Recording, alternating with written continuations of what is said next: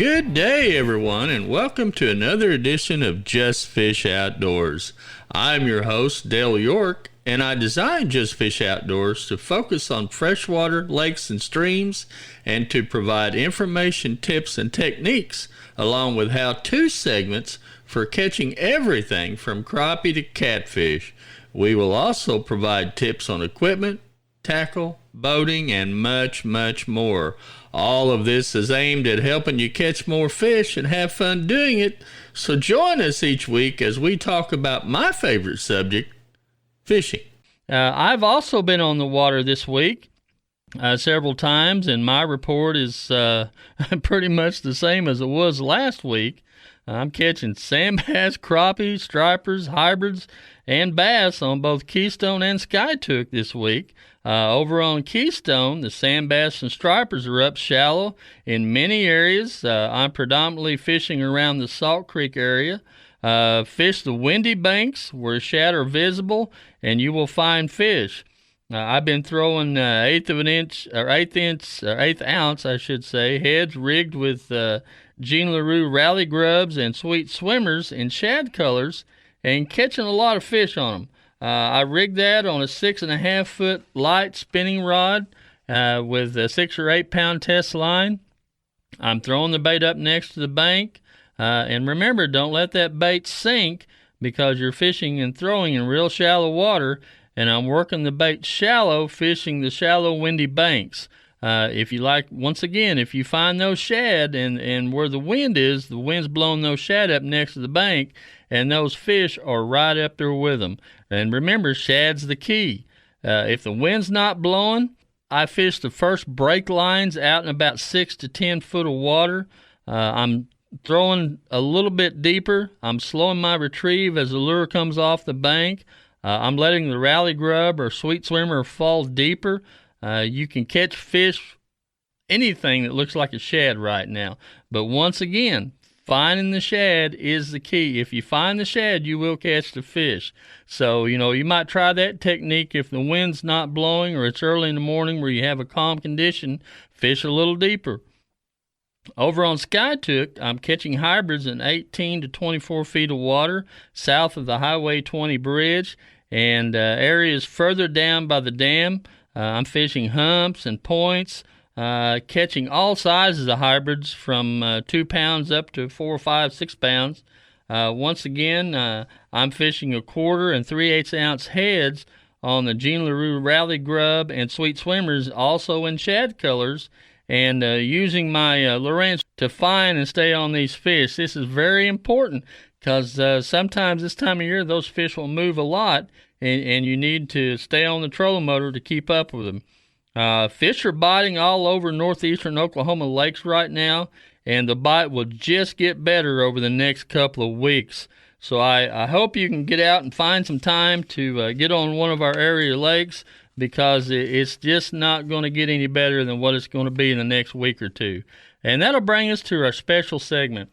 Despite the great fall fishing conditions that we're currently seeing, and many of us are taking advantage of, a lot of people are putting up their boats for the season. They're getting ready to winterize their boat, motor, and trailer. What I've done is put together some things that you really need to look at when you're winterizing your boat, and things that will help you when you bring it out next spring. The first thing you need to do, or what I recommend, is you perform a walk-around inspection of your boat, motor, and trailer. You're looking for, any damage, broken welds, tire wear, bunk condition, any sign of damage, missing trailer pieces, and just overall condition of your boat, motor, and trailer. That's very important that you take the time to do that. Another thing that after you've done that I highly recommend is you clean the inside and outside of your rig.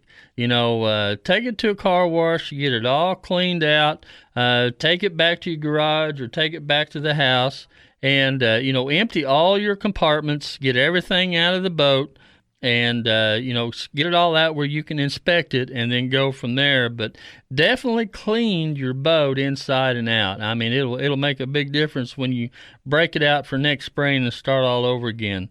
Replace the fuel filters for your outboard, the water separators. Pay close attention to everything back in that area around the bilge or around the back end of your boat, around the front end of your motor. Looking for any loose wires or insulation stripped from the wires or any bare spots. The next thing you definitely want to do is replace your lower unit lube at this time. This is an excellent time to do it. It's a fairly easy thing to do. There's a lot of YouTube videos out there for different makes of motors and size of motors that will show you exactly how to do this. It's a fairly easy thing to do, and folks, it can really save you a lot of money. You need to do this every year. The next thing is, I always tell folks, especially if they're running the smaller motors that may not be fuel injected or things of this nature that are normally aspirated with carburetors, change your spark plugs. It can be such a simple thing to do, but it can really save you a lot of time and money in the long run, and possibly a bad day on the water. The next thing you need to do is replace your water pump impeller. Once again, folks, this is such an easy thing to do. Even if you take it to one of the local marine dealers around, it's a fairly inexpensive thing to do. In most cases, most people have the tools on hand to do this, and the part itself is fairly cheap. But boy, the one thing you don't want to happen is you don't want to have a water pump failure when you're running down the lake, because that can turn into big dollars in the long run. So replace that water pump impeller every year. It's a cheap thing to do, and it'll save you a lot of money. Next thing we need to look at is check and lubricate all your steering controls and shift cables, or if you've got a hydraulic system, check for leaks, check your hoses, make sure you don't have any leaks, you don't have any cracks, and that your oil in those hydraulic systems is full. You want to make sure that they work smoothly and all your connections are tight. And this is the perfect time to do that.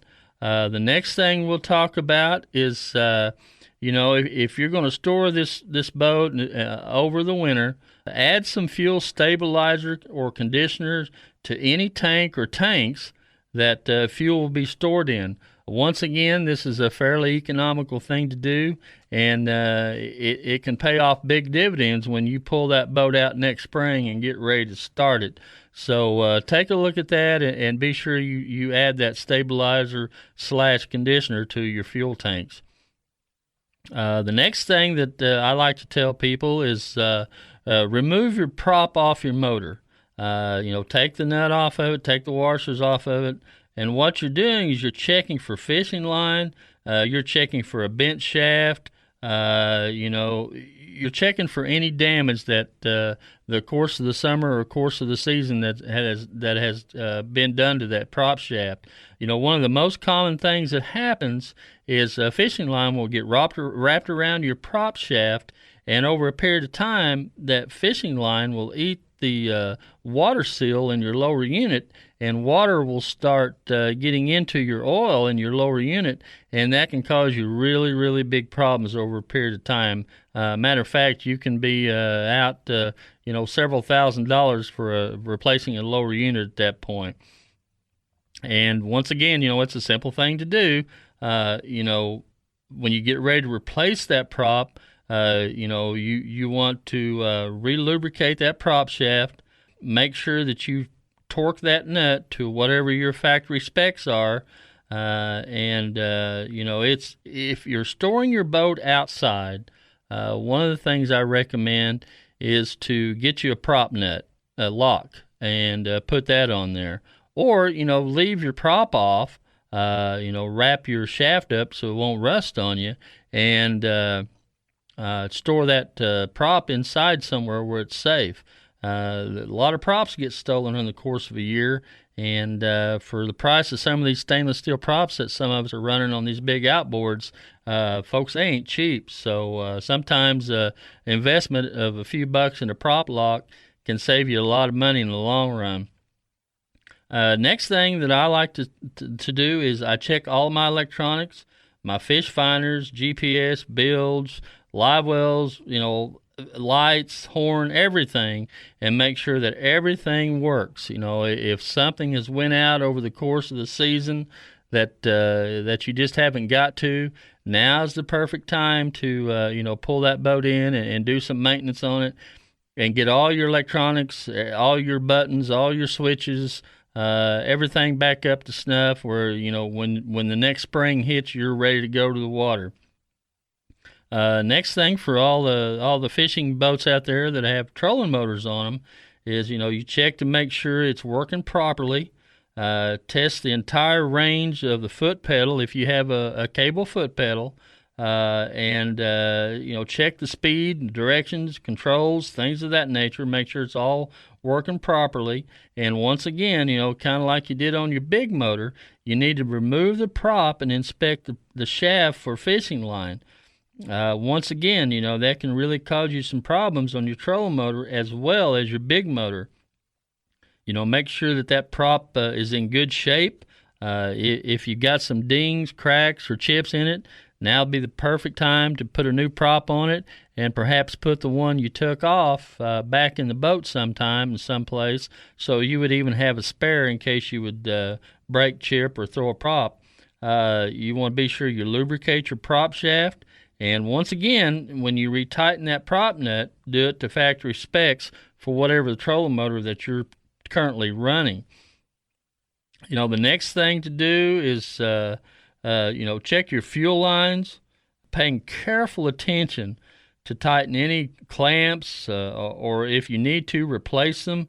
If the fuel lines are showing any signs of wear, tear, if they feel brittle, or you notice any cracks on them, you need to replace those at this time. Fuel lines can really cause you a lot of problems if they get a hole or a crack in them. And the one thing you don't want is you don't want gasoline spilling somewhere inside your boat when you're running up and down the lake. That's just not a safe condition. Same thing with your oil lines. Paying careful attention to once again tighten any clamps, replace any parts that need replacing. Make sure that the lines are in good shape. If you see any brittle or cracking, once again they should be replaced. A lot of our oil-injected motors, the older injected motors, have those oil lines on them, and they're just as important as the gas line. So, don't ignore that because that, once again, that can cause you a lot of money. The next thing you need to do, and I can't emphasize this enough, is check all your safety gear for condition. You want to double check your fire extinguisher, make sure your fire extinguisher is still good and the needle is still in the green. You want to check your life jackets, make sure they're not torn or the buckles aren't broke or whatever the condition of your life jackets. You want to make sure they're usable. You want to check your throwable device, make sure that it's in good shape. Once again, check your horn on your boat, make sure it's in great shape. Any rope or safety equipment that you have in addition to those I've mentioned, make sure that the condition is good and that you won't have any problems should you require or need to use that equipment in an emergency. Next thing is what I alluded to earlier. You need to remove all your gear from your boat and inspect and clean the storage areas. Sometimes it's amazing what you can find in some of these storage areas at the end of the season after you've just stuffed things in there all year long. Occasionally, my gosh, my Ranger has so much storage in it that occasionally I'll do this. And I'll do this 3 or 4 times a year. And, sometimes I'll find a stash of lures or something that I put in a compartment that I just forgot all about. So, sometimes it's like Christmas all over again when you start cleaning out these storage facilities, these storage places in your boat. So, when you're doing that, once again, you want to look for cracks or loose hooks or lures that you need to be removed. You want to check your hinges, things of that nature. If something needs to be oiled, if you got locks on your compartments, you want to double check your locks, make sure everything's functional there. If you got gas struts on your compartments, this is the perfect time if they've leaked or they're no longer functioning. This is a great time to go ahead and replace those gas struts so your boxes will open and close easily. If you've always wanted to put lights in your compartment and you have a boat that doesn't have lights in your compartment, now's the time to run that wire and put those lights in there. It's a fairly simple thing to do. And, one of the next things you need to do is, check your batteries. If they're 2 or 3 years old, you probably need to go ahead and replace them. I'd go ahead and pull them out of my boat. If they're that old and are getting weak, just go ahead and pull them out of your boat. And, just know that before next spring, you're going to have to replace those batteries. There's no sense of having them in there if you're going to replace them anyway. If you've got good batteries, one of the things you may want to consider if you don't have an onboard smart charger is to get some kind of electronic battery maintenance equipment that you can connect to your batteries, and and it will turn off and on and give you a trickle charge to maintain your batteries all year long. Because that's one of the worst killers of a battery is to use that battery and store it for a period of time at a lower voltage or a lower capacity, and then turn right around and try to charge it back up again. Many of these batteries have memories. And if you go so long with a low charge, they're not going to go back to close to 100%. So keep that in mind. The next thing, or maybe the last thing you need to do, is check the owner's manual for any of the factory service tips or ticks that are there. If it's time for a certain service on your outboard or on your boat, your owner's manual will definitely cover that and tell you what you need to do. Always consult that manual. It's full of information and it can really, really help you out. It's something that you should be familiar with. You should read it and follow whatever specifications they have in that manual, because it'll actually mean the life of your outboard. If you do that, that investment you have back there will last a whole lot longer. So think about that. And the items I've described are all items that need to be inspected and or replaced every year. You can take your boat, if you don't feel comfortable doing many of these, you can take your boat to your local dealer, and if you don't feel comfortable doing it, and they can perform all these checks and maintenance as I've outlined, as well as what's covered in your owner's manual, and they'll be more than happy to explain any questions that you may have about your particular motor or your particular rig. And that'll bring us to the trailer. Folks, this is probably the most overlooked part of your boat. And it's such an integral part. I mean, let's face it, unless your boat is in a slip somewhere in water, if this trailer breaks down, you ain't going nowhere. We see them every summer along the side of the road with people that haven't packed their bearings, or people that have blowouts on the tires, or all the above. So now's the time to do that maintenance on the trailer to get ready for next spring. The number one thing is to check your springs, your suspension for wear and tear, or any kind of faults that may be there. This could turn into a serious problem. So if you see anything that looks out of ordinary, or you're not completely sure, take it to your local marine dealer and have them check it out, because you don't want this trailer to fail when you've got a whole lot of money sitting on this thing. Go put your boat in the water. Once you've got it in the water, pull your trailer out and look at the bunks. Look at the rollers. And this is the perfect time then to get your cordless out if you need to, and replace any bunks or rollers that you need to. check all lights, turn signals. There's a lot of times I'm traveling up and down the road, going to and from seminars and going to and from fishing places, and I see a lot of boats that don't have any trailer lights on. And, that's just not a safe thing to do. So, check the wiring, check the connections on your tow vehicle, make sure everything works. If it doesn't work, schedule some time to get in there and fix some of these things.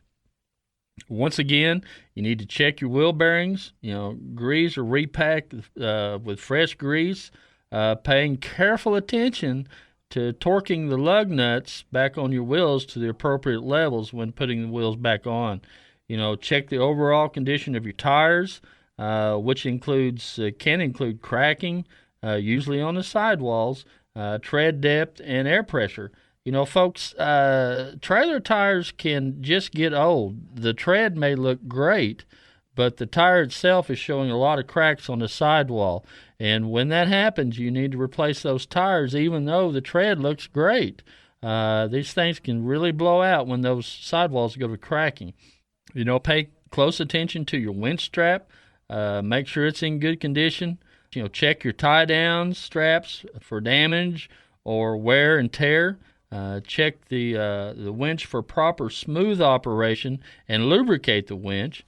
Check that the trailer coupler on the latch assembly is working smoothly and is not real loose. If you're having some real looseness there, it can be a sign of problem with the trailer hitch, and your tow vehicle could have some problems elsewhere. So, give this a lot of consideration. And I think if you follow these guidelines, winterizing your boat will pay off big time. And also will save you both time and money getting it ready for next spring. So, follow some of these steps. And remember, if you can't find them, you can't catch them. So, also be looking at maybe Christmas is right around the corner, and it wouldn't be too early to start asking Santa for some of this great Lowrance equipment. And if you have a Lowrance question, feel free to contact me. My email is justfishoutdoors@justfish.com. Or you can also reach me through my Facebook or Twitter pages at Just Fish Outdoors. Send me an email, tell me how you like the show or how we can improve on it.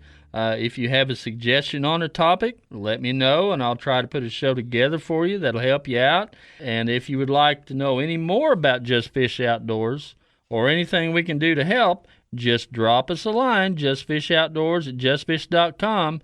And once again, you can find us on our Facebook page at Just Fish Outdoors. Folks, get out and enjoy one of the many lakes or streams we're blessed to have here. With the fall colors starting to come on, it's going to be an awesome fall. And with the fish biting, it just doesn't get any better than that. So it's a perfect time to be out on one of our scenic lakes.